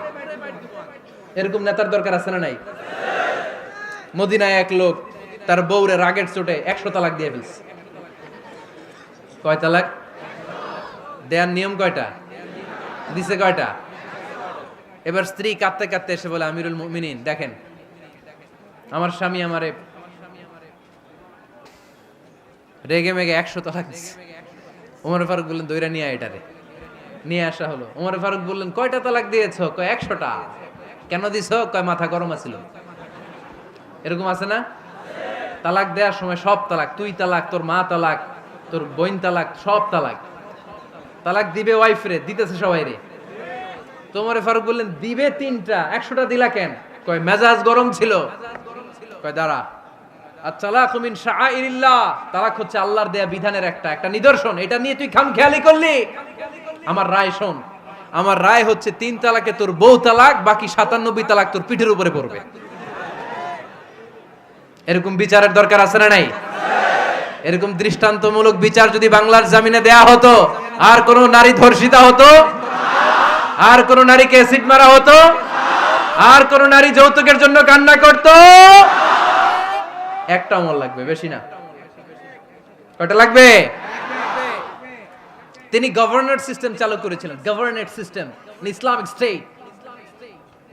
বাহরাইন, ইয়েমেন, মিসর, কুফা, বসরা, মক্কা, মদিনা, এই 7 জায়গায় 7 জন গভর্নর পাঠিয়েছেন। তাদের থেকে তথ্য নিতেন। এই গভর্নর সিস্টেম উনি বানিয়েছেন। সাইয়েদনা আমর ইবনে আল-আস রাদিয়াল্লাহু তাআলা আনহুকে পাঠিয়েছেন মিশরে।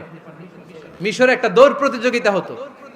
ওই দৌড় প্রতিযোগিতায় আমর ইবনে আল-আস রাদিয়াল্লাহু তাআলা আনহুর ছেলে অংশগ্রহণ করেছে, কিন্তু এক মিশরি ওই দৌড় প্রতিযোগিতায় চ্যাম্পিয়ন হয়ে গেছে। রানার্স আপ হয়েছে আমর ইবনে আল-আসের ছেলে। এবার মিশরি ফার্স্ট আর গভর্নরের ছেলে সেকেন্ড। রাগের চোটে আমর ইবনে আল-আসের ছেলে ওই মিশরির মাথার মধ্যে কয়েকটা বাড়ি মেরেছে। মিশরি বলে, আমার মারলা কেন? তুমি খেলাই পারো না, আমারে মারলা কেন? কয়, আনা ইবনুল আকরামিন, আমি গভর্নরের পোলা, আমি যা বলবো এটাই হবে, আমার উপরে কথা নাই। মিশরি ওইখানে আর ঝগড়া বাঁধায় নাই, মনে দুঃখ নিয়ে মদিনায় চলে আসলেন। এসে বললেন, আমিরুল মুমিনিন, আপনি আমর ইবনুল আস রাদিয়াল্লাহু তাআলা আনহুকে মিশরের গভর্নর বানিয়ে পাঠিয়েছেন। একটা প্রতিযোগিতায় আমি চ্যাম্পিয়ন হয়েছি, ওনার ছেলে হয়েছে রানার আপ। কেন সে চ্যাম্পিয়ন হতে পারে নাই? এই কারণে আমার মাথায় লাঠি দিয়ে 3টা বাড়ি মেরে। বিচারটা দিছে কার দরবারে? কথা বুঝেন নাই বোধহয়? ওমর ফারুকের দরবার। ওমর ফারুক বললেন, তাই আগামী বছরের অমুক তারিখ আমি সব গভর্নরদেরকে ডেকে হিসাব নেই, তো ওই দিন তুই থাকবি, পারবি না? মিশরে বলে, পারবো মানে অবশ্যই পারবো। ওই দিন 7 রাজ্য থেকে 7 গভর্নর হাজির, গভর্নরদের ছেলেরাও হাজির, মিশরীয় হাজির। 7 গভর্নরের কাছ থেকে 7 এলাকার খোঁজ খবর নেয়ার পরে ওমরে ফারুক বললেন, আইনাল মিসরি, মিশরি লোকটা কই, এদিকে আয়। মিশরি সামনে আসার পরে বলল, আমর ইবনুল আস, তুমি মিশরের গভর্নর, তোমার ছেলে সহ তুমি আসো। আমর ইবনুল আস এসে সামনে বসে রইলেন। এবার বললেন, ও আমর ইবনুল আসের ছেলে, তুমি নাকি ইবনুল আকরামিন গভর্নরের ছেলে, তুমি যা বলবা মিশরে নাকি তাই হবে, তোমার নাকি অনেক দাপট। নিজে একটা লাঠি এনে মিশরীর হাতে দিয়ে বলল, এবার তোর মাথায় যতটা মারছে তুই ততটা গুনে গুনে মার, আমি দেখবো। আমর ইবনুল আস দেখবে, আমর ইবনুল আসের ছেলেরে তুই এখানে মার। সে বলতেছে, থাক, আপনি বলছেন এতেই যথেষ্ট, মারা লাগবে না, আমি মাফ করে দিলাম। ওমরে ফারুক বলল, খবরদার, মার, মার ওর মাথার মধ্যে। মিশরি ওমরে ফারুকের ধমক শুনে ভয়ে ভয়ে 3টা বাড়ি মারল। এই বাড়ি মারা দেখেও ওমরে ফারুকের হৃদয় ঠান্ডা হয় নাই। লজ্জায় আমর ইবনুল আস, বয়স হয়ে গিয়েছে সাহাবা, মাথা তখন টাক, মাথায় চুল নাই, লজ্জায় মাথাটা হেট হয়ে মাথাটা নিচু করে রেখেছে। এবার রাগের চোটে ওমরে ফারুক বললেন, এবার আমর ইবনুল আসের টাক মাথার মধ্যে একটা মার। মার! কেন ছেলেকে শিক্ষা দিতে পারে নাই? ইয়া আমর ইবনুল আস, মাতা জাআলতুমুন নাস আবিদা, তোমরা কখন মিশরীদেরকে নিজেদের দাস বানায় নিলা? ওয়াকাদ ওয়ালাদাতুম উম্মুহুম আহরারা, আর ওদের মায়েরা তো ওদেরকে স্বাধীন সন্তান হিসেবে প্রসব করেছে। মানুষদের উপর ক্ষমতাগিরি করার জন্য গভর্নর পাঠাই নাই। খবরদার, জনগণ, তাদেরকে দেখভাল করার জন্য তোমাদেরকে পাঠানো হয়েছে, তাদের উপর কোনো অত্যাচার করার জন্য নয়। চিল্লায় বলেন ঠিক কি না? এরকম নেতা কয়টা লাগবে? কয়টা? ওই নেতার নাম কি? ওমর, হা হুয়া ইয়াতি ওমর। 22 জায়গায় বিশ্বনবী কয় একটা, ওমরে ফারুক বলে আরেকটা। আল্লাহ বলে, বিশ্বনবী আপনার পক্ষে আমি আয়াত নাজিল করতে পারলাম না, আমি ওমরের পক্ষে নাজিল করে দিলাম। বিশ্বনবী বলতেন, ইন্নালি কুল্লি উম্মাতিন মুহাদ্দাস, সব উম্মতের মধ্যে, সব নবীর উম্মতের মধ্য থেকে একজন করে আল্লাহ তাকে মুহাদ্দিস বানাতো। মুহাদ্দিস না, মুহাদ্দাস। মুহাদ্দাস মানে এমন লোক যিনি যা ভাবতো ওই ভাবনাটাই আল্লাহ আয়াত হিসেবে নাজিল করে দিতেন। বিশ্বনবী বলেন, আমার উম্মতের মধ্যে মুহাদ্দাস হচ্ছে সাইয়েদনা ওমর। মদিনার সবচেয়ে বড় মুনাফিকের নাম আব্দুল্লাহ ইবনে উবাই ইবনে সালুল, সব মুনাফিকদের সরদার। কিন্তু এই মুনাফিকের ছেলেটা হলো পাক্কা ইমানদার। এই ছেলের নাম হলো আব্দুল্লাহ। আওয়াজ করে বলেন, ছেলের নাম কি? আব্দুল্লাহ ইবনে উবাই ইবনে সালুল। মুনাফিক সরদার যখন ইন্তেকাল করলো, সাইয়েদনা আব্দুল্লাহ রাদিয়াল্লাহু তাআলা আনহু বিশ্বনবীর কাছে এসে চোখের পানি ছেড়ে ডেকে বলে, নবী আপনিও জানেন, আমিও জানি, মদিনার সবাই জানে আমার আব্বা মুনাফিকদের সরদার, কিন্তু আমার মন তো মানে না, আমার তো পিতা, আমার তো বাবা লাগে, আমার তো মন মানে না। আপনিও জানেন মুনাফিক, আমিও জানি মুনাফিক। নবী আপনার দরবারে কিছু আমি চাই না, আপনার গায়ের একটা জামা দেন, আপনার জামাটা পরিয়ে আমার বাবারে দাফন দিব। এর উসিলায় যদি আমার আব্বারে আল্লাহ মাফ করে দেয়, দয়ার নবী মায়ের নবী জামা খুলে দিয়ে দিলেন। পড়েন সুবহানাল্লাহ। আব্দুল্লাহ রাদিয়াল্লাহু তাআলা আবার আবদার চললেন, নবী জানি আমার বাবা মুনাফিক, কিন্তু আমার তো বাবা, আপনার দরবারে ফরিয়াদ, আপনি নিজে যে আমার বাবার জানাজার নামাজের ইমামতি করবেন। দয়ার নবী মায়ার নবী জানাজার নামাজে যেতে চাইলেন। ওমরে ফারুক বললেন, নবী না, খবরদার আপনি উবাই ইবনে সালুলের জানাজায় যাবেন না। বিশ্বনবী জোর করে যেতে চাইলেন। সাইয়েদনা ওমরে ফারুক বিশ্বনবীর জামা পেছন থেকে টেনে ধরলেন। আল্লাহু আকবার, টেনে ধরলেন, যাবেন না আপনি। ওমরে ফারুকের হাত থেকে হ্যাচকা টান মেরে জুব্বা টান দিয়ে বিশ্বনবী জানাজায় চলে গেলেন। রব্বুল আলামিন আয়াত নাজিল করলেন, ইস্তাগফির লাহুম আও লা তাস্তাগফির লাহুম ওয়া ইন তাস্তাগফির লাহুম ৭০ মাররাতান ফালান ইয়াগফিরাল্লাহু লাহুম। নবী গো, একবার নয়, দুইবার নয়, ৭০ বারও যদি এই মুনাফিকের জন্য আপনি ক্ষমা চান, তার জন্য ক্ষমা নাই, তার জন্য আছে জাহান্নাম। ওয়ালা তাকুম, আপনি যাবেন না আলা কবরি, কখনো তাদের জানাজায় যাবেন না। এই যে একটা ভুল করে ফেলছেন, এটা এইবারই শেষ, এরপরে আর যাবেন না। সাইয়েদনা ওমর ফারুকের পক্ষে আল্লাহ তাআলা কোনটা আয়াত নাজিল করে দিলেন। চিল্লায় পড়েন আল্লাহু আকবার। এভাবে 22টা জায়গায় ওমর ফারুক যা বলেছে, এটা নিয়ে একটা আলাদা আলোচনা হইতে হবে, আলাদা একটা আলোচনা লাগবে যে 22টা আয়াতে আল্লাহ তাআলা বিশ্বনবীর পক্ষে কোরআনের আয়াত নাজিল না করে সাইয়েদনা ওমর ফারুকের পক্ষে আয়াত নাজিল করেছেন। চিল্লায় পড়েন সুবহানাল্লাহ। ওই ওমর ফারুককে আমাদের মডেল বানানোর দরকার আছে না নাই? ওই ওমর ফারুকের জীবনী আমাদের ছেলে মেয়েদেরকে পড়ানোর দরকার আছে না নাই? আমাদের ভবিষ্যৎ প্রজন্ম এগুলো জানে না।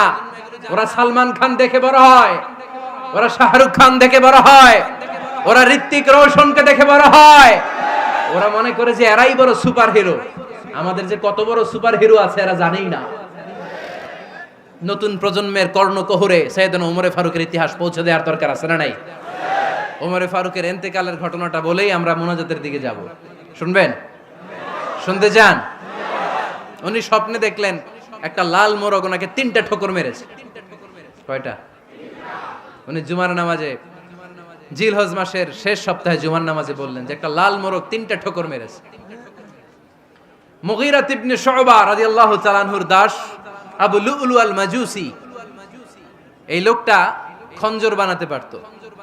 মুগীরা রাদিয়াল্লাহু তাআলা আনহুর দাস। মুগীরা প্রতিদিন 4 দিরহাম করে চার্জ করতো, যেহেতু দাস। সে এসে বিচার দিল, আমিরুল মুমিনিন, মুগীরা আমার থেকে বেশি টাকা চায়, জুলুম করে। ওমরে ফারুক বললেন, তাই? তুমি কি কাজ জানো? বলে, আমি খঞ্জর বানাতে জানি। বাড়ি কই? পারস্য। আরে তুমি খঞ্জর বানাতে জানলে তো 4 দিরহাম অনেক কম, সে তো আরো বেশি টাকা নেওয়া দরকার ছিল তোমার থেকে। আবু লুলুর এই কথা পছন্দ হয় নাই। সে কয়, ওমর তুমি সবারে দয়া দেখাও, আর আমার ক্ষেত্রে কঠিন নিয়ম বানাইলা, দাঁড়াও এই নিয়ম তোমারে আমি দেখাবো। এই রাগে সে বাড়িতে যে একটা খঞ্জর বানালো। কি বানালো? খঞ্জর চিনেন? ছোট্ট ছুরি। কিছুদিন আগে ওমানের সুলতান কাবুস ইন্তেকাল করেছে, জানেন আপনারা? ওনার এই কোমরের মধ্যে খঞ্জর থাকতো, ছবিতে দেখছেন? আরব শায়েখ যারা সুলতান আমির, কোমরে কি থাকে? ছোরা থাকে, খঞ্জর। সে বাসায় যে একটা খঞ্জর বানালো, যেই খঞ্জরের 2 মাথা, লাহু রাসান ওয়া মাকবাদাতুহু ফি ওয়াসাতি, আর ধরার হ্যান্ডেলটা মাঝখানে, এদিকেও ছুরি এদিকেও ছুরি, যাতে এইভাবে মারা যায়। সে ধার দিতে লাগলো আর বলল, ওমর দাঁড়াও, তোমার আমি দেখাবো। ওমরে ফারুক মসজিদে নববীর ইমাম, ফজরের নামাজের সময় এ আবু লুলু আল মাজুসি বুরনুস পরে, চাদর পরে, লুকিয়ে লুকিয়ে, সে অগ্নি উপাসক, মুমিন নয়, ওমরে ফারুককে অ্যাটাক করার জন্য গেলেন মসজিদে নববীতে। ওয়াকানু ইউসাল্লুনা বিগালাস, তখন ওনারা অন্ধকারে নামাজ পড়তো। নামাজের সময় যখন হলো, লুকিয়ে লুকিয়ে প্রথম কাতারে ওমরে ফারুকের পিছনে মুয়াজ্জিনের পাশেই দাঁড়ালেন, হাতে খঞ্জর, একামত হলো। ওমরে ফারুক সালাত শুরু করলেন, ফজরের সালাত, আল্লাহু আকবার, নামাজ শুরু করলেন, সূরা ফাতিহা বললেন।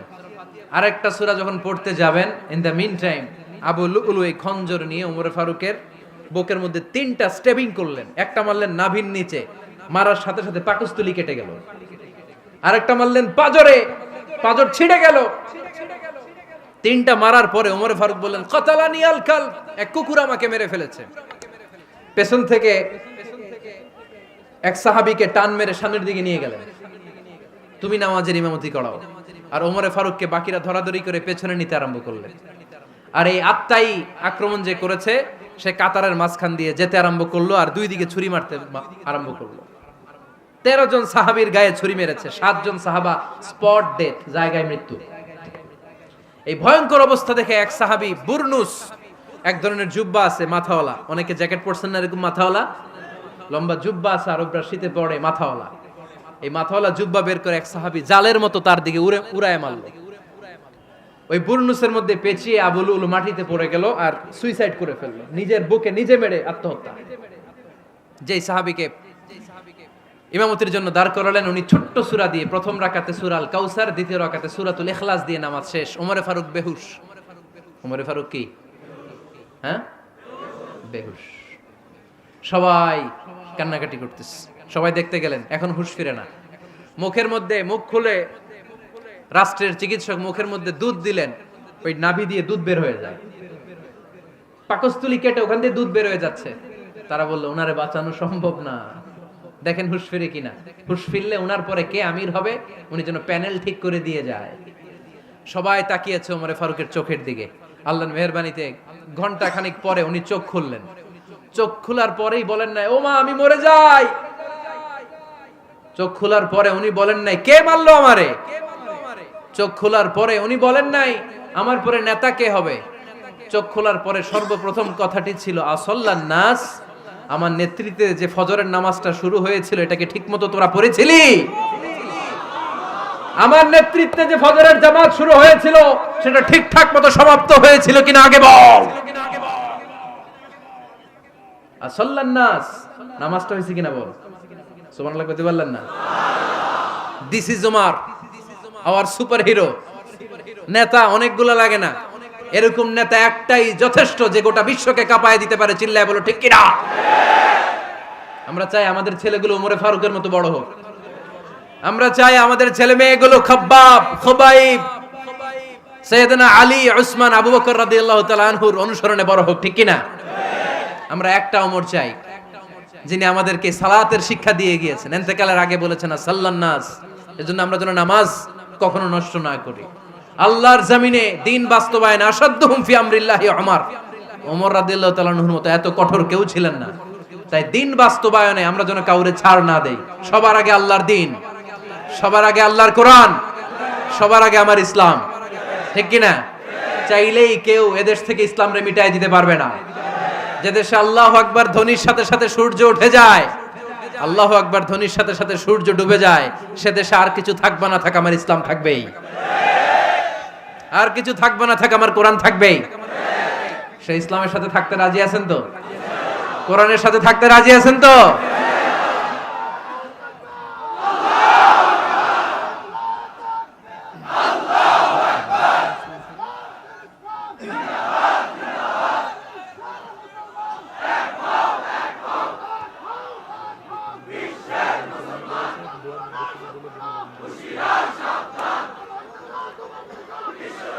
আল্লাহ আমাদের সবাইকে কবুল আর মঞ্জুর করে নেক। আমরা পড়ি আমিন।